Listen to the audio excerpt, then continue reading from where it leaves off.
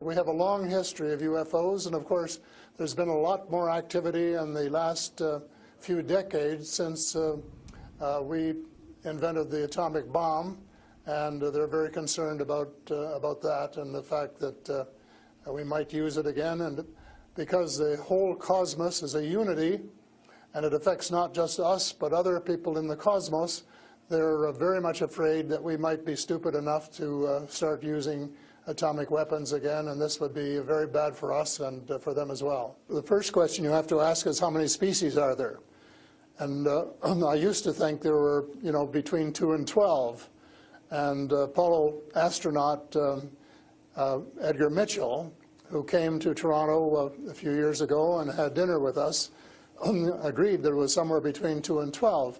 But the latest reports that I've been getting from various sources are that there are about 80 different species. And some of them look just like us, and they could walk down the street and you wouldn't know if you ran, walked past one.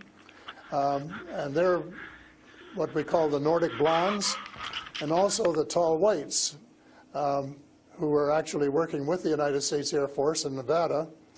They're able to get away with that. They had a couple of their ladies dressed as nuns went into Las Vegas to shop, and they weren't detected.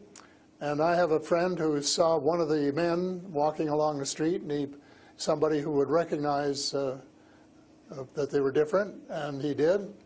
So there are those kind, and then there are the short grays, as they're called, and they're the ones that you see in most of the cartoons. They're have very, very slim arms and legs, and they're very short, just a little over 5 feet, and they have a great big torso and a great big head and great big brown eyes. They don't want to tell us how to run our affairs. They have accepted the fact this is our planet and that we have the right to run it, but they're very, very concerned. They don't think we're good stewards of our planet. We're not. We're clear-cutting our forests, and we're polluting our rivers and our lakes, and we're dumping sewage in the oceans, and we're doing all sorts of things which are not what good stewards of their homes should be doing, and they don't like that, and they've made it very clear. And as a matter of fact, they have given us a warning. How? And this has come from more than one source. How have they made it clear? What have they done? They have talked to people.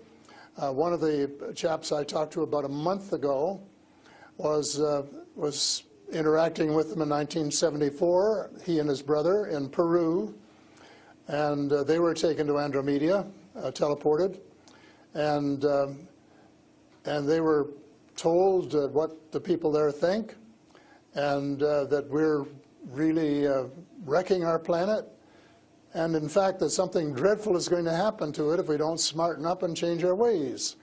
We spend too much time fighting each other. We spend too much money on military expenditures and not enough on feeding the poor and looking after the homeless and the sick, and that we are polluting our waters and our air, and that we're playing around with these exotic weapons, thermonuclear weapons and atomic weapons, which have such a devastating effect both on our Earth and on other areas in the cosmos, and they don't like that. And that's the reason they would like to work with us to teach us better ways, but only, I think, with our consent. And they work through individuals, and they try and pick out individuals who won't be frightened to death of them, because they can give you quite a fright. They are here among us, and I'm not afraid, because in most cases, well, as far as technology is concerned, they're light years ahead of us, and we have learned a lot of things from them. A lot of the things that we use today, we got from them,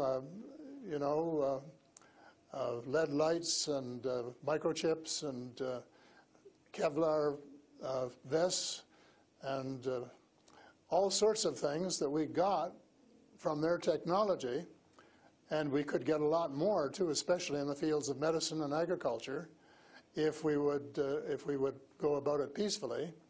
But I think maybe some of our people are more interested in getting their military technology. And I think that's wrong. I think that's wrong-headed. And that's one of the things that we're going to have to change, because we're going to have to work together. Talking about all of us, everywhere on the planet. They come from various places. For a long while, I only knew about ones who came from different star systems. The Pleiades and Reta Reticula and several other star systems. But in the last few months, I have met people who have made me aware of that there are some in our star system, and that there are actually extraterrestrials who live on a planet called Andromeda, which is one of the moons of Saturn, and that there are others on Venus and some on Mars, and that they may be interacting between themselves. I suspect that they are, because there is what is called a federation of these people, and they have rules. For example, one of the rules is that they don't interfere in our affairs unless they're invited to.